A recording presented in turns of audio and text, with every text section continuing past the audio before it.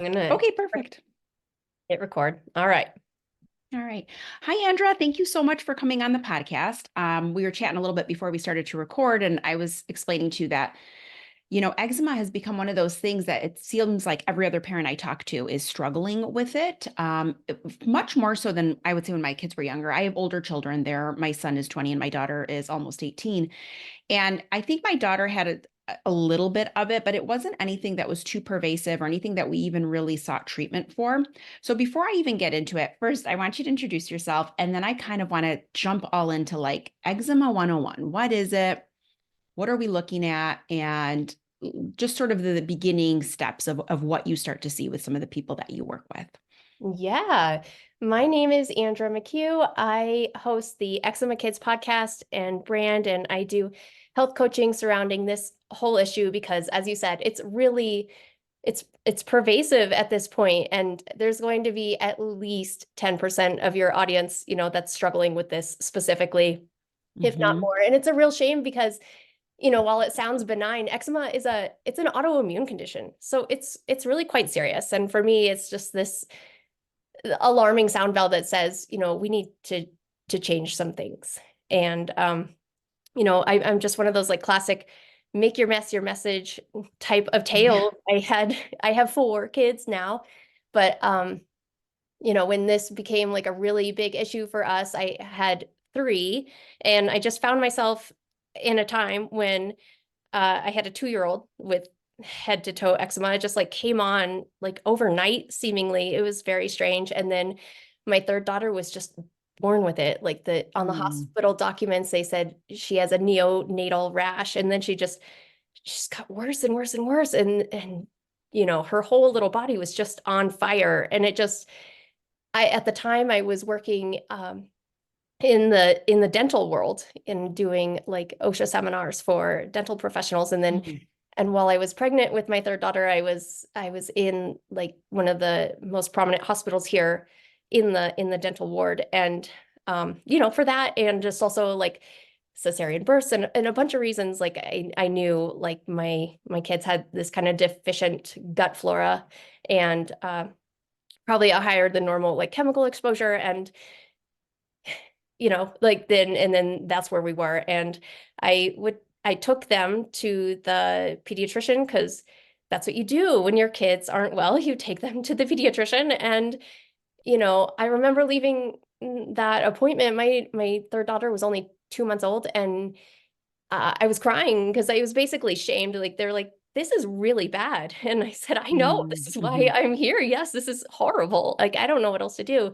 He gave me 2 prescriptions of steroids. Like he said, you have to start using these immediately. Like, this is out of control. And wear gloves yourself because of Yeah. how toxic they are. And the through note was really just, eczema is a chronic condition, and there's just nothing that you can really do about it. It's just something that you're going to have to manage for the rest of their lives. And to me, that wasn't sufficient. That wasn't going to work for myself or my family. And that was really our turning point where we just thought we have to come up with something better, and did. Yeah. Oh my gosh. And I think so many parents will understand that feeling of, there is no solution, but let's just figure out how to manage it. And here you are with a baby. It's not like that's a very long time. Like, what are we talking about here? So, it can be you can be so afraid as a parent in terms of just like, what does this look like? And, in terms of the long haul. Do you find, is the research sort of indicating that when we have C-sections versus vaginal births, is there an increased rate of eczema in those instances? Definitely, because and unfortunately that's happening more and more as well. They say it's upwards of 30% of all births are now cesareans. And like the way it was designed is they come out the birth canal, and it's for a reason. It's because they are exposed to all of those beneficial bacteria, from mom. And Yeah. tummy births, they don't get that exposure, and they're basically born sterile, which is just not the path to lifelong health, unfortunately. Sure, absolutely. Is there any connection? I mean, I can get to this a little bit later too, but I just want to make sure I remember to ask, but is there any connection between eczema and allergies? Like I feel like a lot of kiddos who do have eczema also usually have some type of either food allergy, outdoor allergy, or plural allergies. Is that something that's pretty consistent? Oh, 100%. I mean, most of the people I talk to have these just textbook allergies, but then there's always these random sensitivities on top of that because of just, you know, the way, like if you have eczema, there's a gut barrier problem. Like you have leaky gut Mhm. for sure. That's like 100%. There's an not there's an inappropriate balance of like beneficial gut flora and hazardous gut flora, and so those two things are ubiquitous. And yeah, with that comes a lot of allergies because your body is fighting off, things that shouldn't be triggers, that are food, that are a lot of times nourishing foods, but your body is taking them in as invaders and processing it in an incorrect way, and then you see the end product is eczema. Interesting. So walk me through that. So you get this diagnosis for your daughter. You're kind of feeling at a complete loss. You're being handed, I think, what most doctors or dermatologists do, which is give us steroid creams. And again, I mean, I just want to express that if anybody has found those paths to be helpful and useful, and we're not negating that road, if that's something that you feel comfortable doing with your pediatrician, by all means, you want to navigate this thing in terms of what works best for you. But talk to us a little bit about what your next steps were and how you managed like that diagnosis with the quote unquote conventional treatment, and what prompted you to kind of say, I don't want to really go this route. Yeah. Well, and I'm glad you mentioned that. Like, my message is most importantly, like one of hope that you Mhm. can turn this around just as a parent, without an MD, like you can. And if you had a cesarean, like I did, I had four, like you can turn this around, like, and if you need to use steroids to get through a really hard season, that's okay. You can still turn it around. So I guess like what I first did when I came home from that appointment was just delve into the research, and I stayed up like crazy amounts of nights just reading books by very smart people, by a lot of Mhm. doctors. And I knew that like the biggest impact that I could make, I was nursing my young infant, and then my 2-year-old was two, but the biggest thing that I could do was like start in the kitchen and start giving them digestible food, because it was very clear that there was, an inability to digest food at the root of this. Okay. So that was kind of your first step. So, you can't stop a mom on a mission. I always say it. The minute we find out something, we're like, watch out, where we'll do it. We will leave no stone unturned. But so you start to research everything on your own. You're reading everything from really qualified people, and you're kind of starting to say, I think I'm going to do this differently. So what changed in terms of, and when you say digestion, was it that they weren't able to, were they experiencing constipation? Were they not able to go regularly? And then what were some of those food switches or swaps that you started with? Yeah, I mean, that was a big issue, is that you don't have the digestive enzymes, to properly digest proteins or emulsify fats in a lot of these cases. And that was definitely the case for us. Like, my kids had all of it. There was definitely constipation running rampant through the house, and then there was also like my little baby would like throw up like pretty Mm, regularly, and just it was quite the mess and quite the sleep wrecker all around. But the biggest part, so our first part of our course and our method is really about making digestible food. And that's the piece that I was really missing. That's a different, nomiker than healthy. Like plain kale mhm. isn't digestible, while it's touted as a healthy food. It's not something that's gonna like turn the dial for our little kids. So it's about eating seasonally, which also like lost touch with, but that really helps digestion because it's got the correct microbes from the correct season and the correct growing conditions, and that's all being put into your body and helping grow our little kids' Mhm. tissues. And also, you need to cook things to make it more digestible. And then there's a lot to be said about food combination. You don't want to eat like beans and meat, for example, in the same sitting, because the Mhm. digestive enzymes required for either of those is completely opposite. And so some of it is just left in your stomach undigested, is like what ends up happening when you are consuming things that don't really go together. So it's a multi-layered thing, but the through line is it has to be digestible. Wow, that's amazing because like you're right, you're thinking to yourself, all right, I'm going to load up on veggies and fruits, right? That's usually what we're the information that we're given, but there's this whole other science behind what's actually digestible versus what's just a healthy food. We're not taking anything away from those foods, but you were really looking at that digestion piece. So I should mention you do teach a course, correct, to Mhm. parents? Mhm. Yeah, and within that course, I know you embed a lot of these things and really walk parents through that process because it can be pretty daunting. So you start to switch out these foods that are going to be, better for your kiddo's digestion. What were there any other changes that you made in terms of household changes, or did it really start with the foods that they were eating? And that was the start. And then I guess simultaneously, you're dealing with the symptoms in here and now, like they're itchy, and there's Yeah. staff. There's an increased staff count on anyone who's suffering with eczema skin. Um, and they weren't sleeping, they were just uncomfortable, and a lot of times their skin was bleeding, like it was just Hmm. so raw, and the skin barrier just thins out so badly when you're on eczema or when you have eczema. And so yes, simultaneously then I was treating their skin with herbal oils. Mm. Okay. And so you're treating them with herbal oils. I mean, I know some people who really can't even take their kids in the sun because the eczema is so severe. Is that something that you typically come across, or is there some combination of like really sensitive skin, which makes sense, and then being out in the sun is being kind of really problematic? So you can see where it would be so interfering in terms of lifestyle. And like you're saying, they're not sleeping, they're uncomfortable, they're in pain, they're probably irritable. There's the secondary and tertiary effects of this really go on and on. So you're treating kind of the symptoms with the herbal oils. We're changing out some of those dietary choices in terms of eating foods that are going to help that gut microbiome and really help with digestion. Mhm. Where did that go then next? Like when did you start to see that I think it might be working? Do you know what I mean? Because sometimes I think as a parent we try and we're like, I've been doing it, it didn't work. So I Mhm. think sometimes like patience is something that we can often like negate in those moments because we see they're in pain or we see they're struggling and we want to take it away and we just want to fix it. So what was that process like for you then when you decided to go about it in a more kind of holistic way? Yeah. Well, some of it was like these just bigger lifestyle changes. And you mentioned, going out in the sun and like a hesitancy to do that. Whereas the sun, you have to, like a lot of us are under illuminated, just as you can be dehydrated, or malnourished. You're not getting Mhm. enough sunlight. And that's the case for a lot of our kids. They go to daycare or they go to school all day and they're just not getting the vitamin D and the blue light that comes from the sun that's really necessary for their holistic health.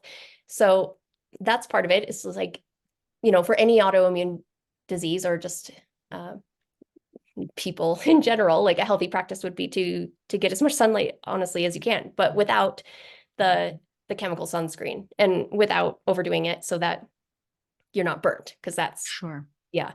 So anyway, the sun, like it's just one of those counterintuitive things. It could be definitely used for healing, and it should be. So it was incorporating those sort of lifestyle changes, learning more about that. Like, oh goodness, yeah, this is something that really needs to be incorporated into our daily life.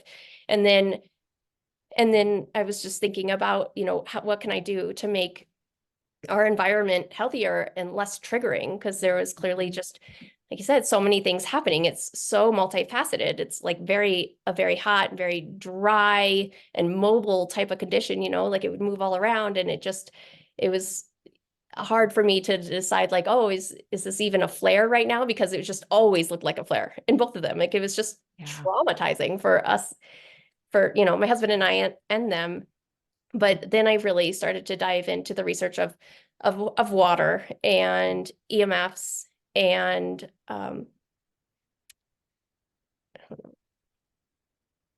and mold, and not only just like identifying these triggers, but then really what we could do about it.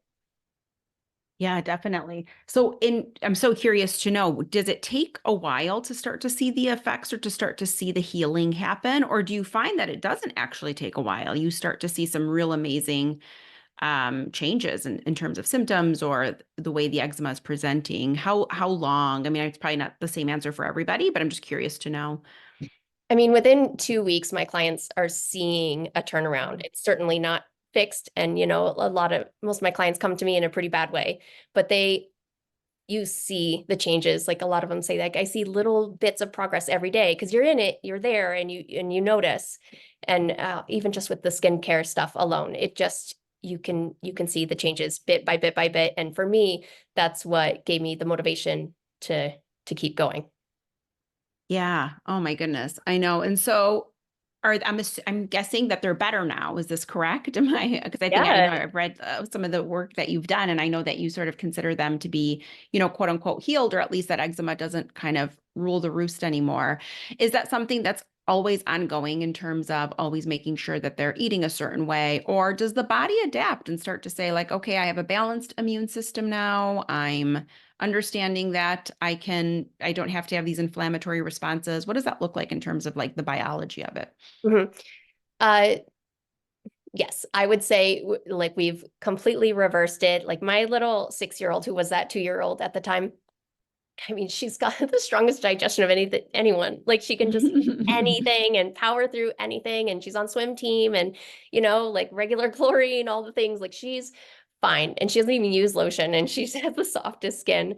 My 4-year-old is, she was the baby and, she goes to preschool. And with that, there's like a whole bunch of things that get introduced there and extra food and all the things. And she takes that in stride and she can eat eggs and she can eat chocolate and she can eat all the things that we had to take out for a moment of time. And that is always the goal, right? It's never to just avoid almonds for the rest of your life. Like that's never the goal. It's to completely heal and rebuild your digestion so that you can handle everything, as it comes. That said, there's still just this practice of moderation that we do. And it's changed, our typical rhythm of family life. And it changed it for the better. Like everyone in our family is healthier because we cook everything from home, Mhm. and we use quality ingredients and we use anti-inflammatory herbs and spices and we do put a priority on, that outdoor time, all those things. It contributes to, yeah, a healthier trajectory and just a better experience day to day.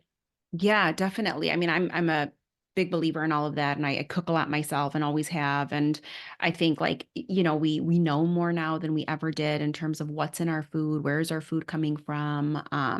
There's just so much more information out there, and we're connecting more dots, and certainly it's empowering, quite frankly, right? Knowing that we can have the ability to change, right? What you were told was an uncurable disease, essentially, or condition. You've said to yourself, no, I'm sure that's not the case, and solved it. So I'm going to kind of play like role playing here for a second. So if I'm a parent and I have a baby or a young toddler and I'm really dealing with some chronic eczema, I'm at my wit's end. It's really pervasive. My child's not sleeping. A lot of the kind of symptoms we talked about, really itchy skin. They're clearly not comfortable. Where does one even begin? Like, what are maybe the top three things you would give? What's the top three pieces of advice you would start with or give that parent? Let's say eat seasonal anti-inflammatory food that you cook. One, Okay. that's a huge game changer. Don't put anything on your skin that you wouldn't eat, it's number two. And Mm-hmm. and really utilize like that the skin organ as it is. It absorbs everything into your bloodstream and you can use that to your advantage, if you apply the right types of things on it.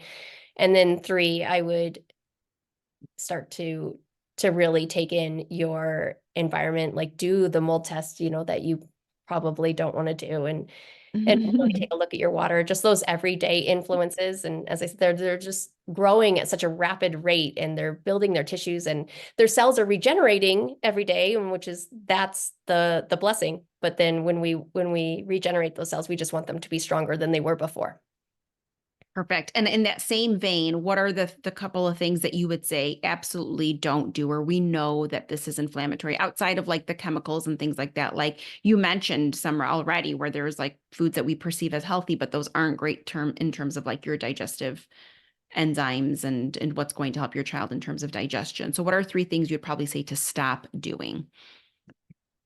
Don't buy any chemical cleaners like Okay. bleach or Windex or anything like that. I make my own just with water and tea tree oil, Yeah. and then I use Hmm. vinegar for glass and mirrors and, things like that in the floors. That's just fine. That's a huge, huge, way that you can lower the overall air quality in your home is just by getting rid of those type of chemicals. Um, I would stop drinking unfiltered water, but Okay. it still needs to be alive. Like it just RO filters, like reverse osmosis. It's part one because it's like filtering the bad out of the water, but then it's not re-energizing it with like the minerals and things that are supposed to be in there. And what else would we stop doing? I guess, and stop eating all the time. Like, Mm-hmm.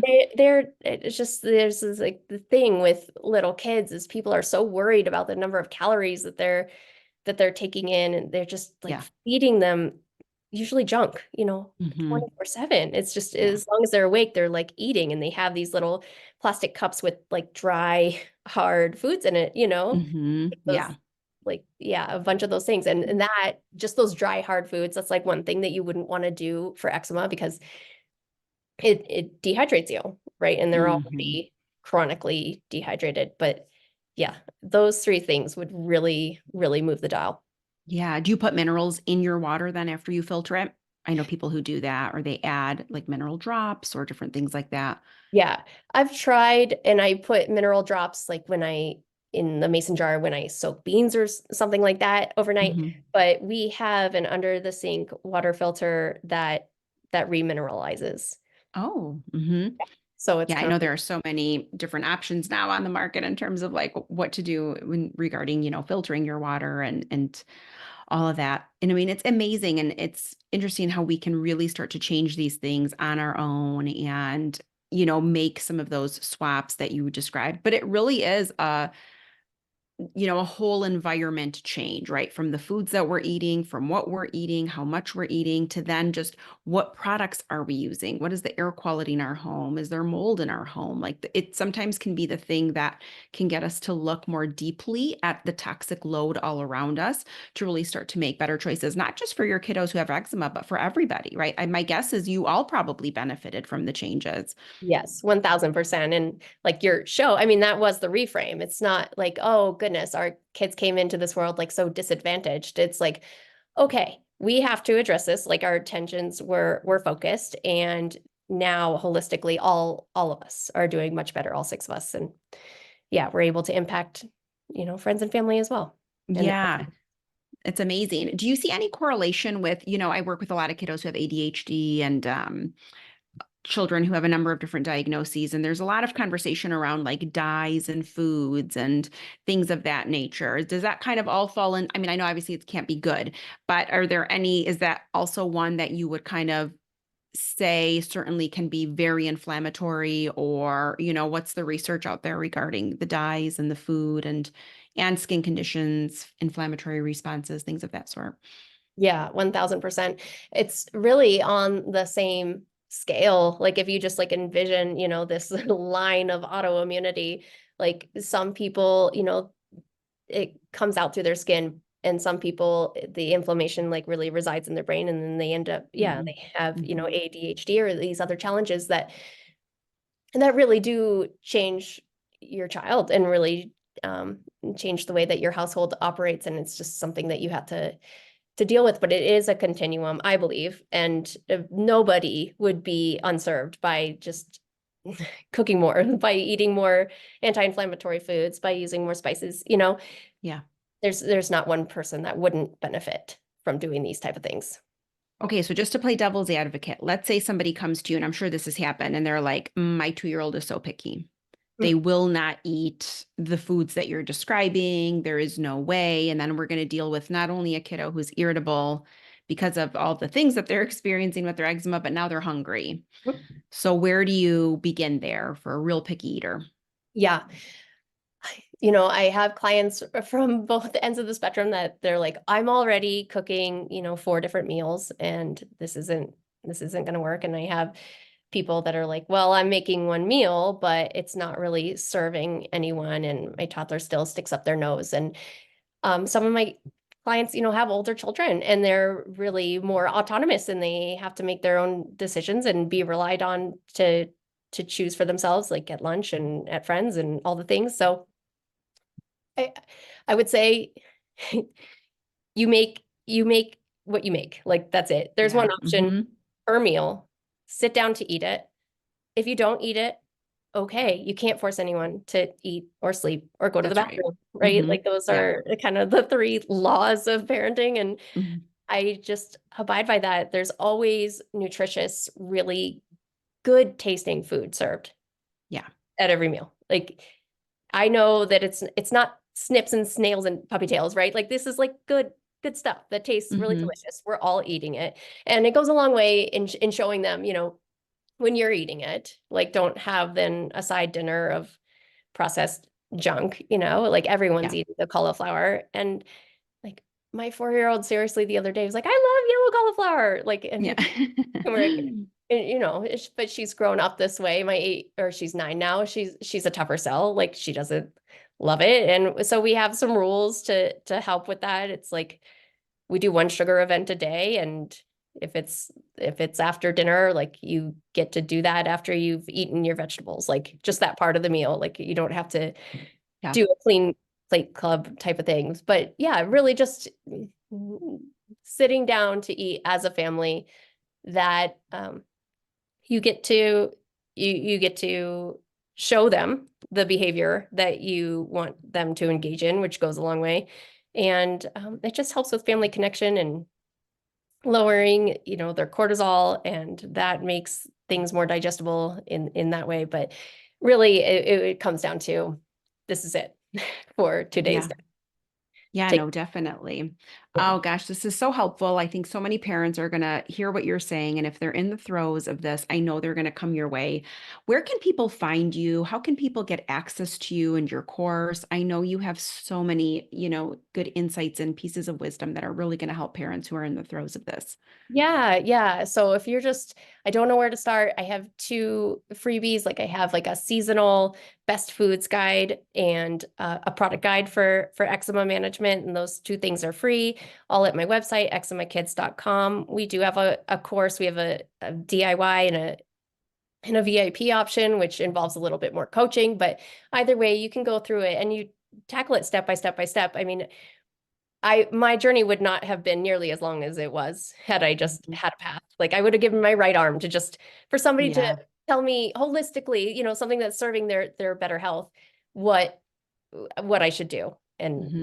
in all of these areas. And then we have skincare. We have herbal oils and this anti-itch, anti-staph spray, and then this really, really creamy tallow cream that just helps lock in the moisture and all the things. Like I Uh, just, I don't want kids to suffer. I want them to feel good in their skin and yeah. just feel really, really called to help others through this. That's amazing. And there's so much to be said about somebody who's walked the walk and who actually has experienced this and has come through it. And then to share that wisdom and to share that guidance with others, I think is so incredible. I know your work is going to be valued and is valued by many. So thank you so much for being here today. Thank you for sharing your wisdom about eczema and the struggles that parents are going through, feeling seen, but then also knowing that there is hope. There is a way through this. You don't have to look at it as this chronic condition that's a life sentence. And you're just going to have one tube of steroid cream after the other to get you through it. So there are better ways. And quite frankly, I think sometimes that's the call that families need to sort of adopt healthier habits. And as a result, everybody really thrives and benefits. Andra, thank you so much for being here. I will include all of Andra's information in the show notes. If you're interested in grabbing her course and working with her or learning more about what you can do, I certainly highly recommend going over to Andra's website and doing those things and listening to her podcast. Andra, thank you for being here. Thanks so much for having me. It was a pleasure.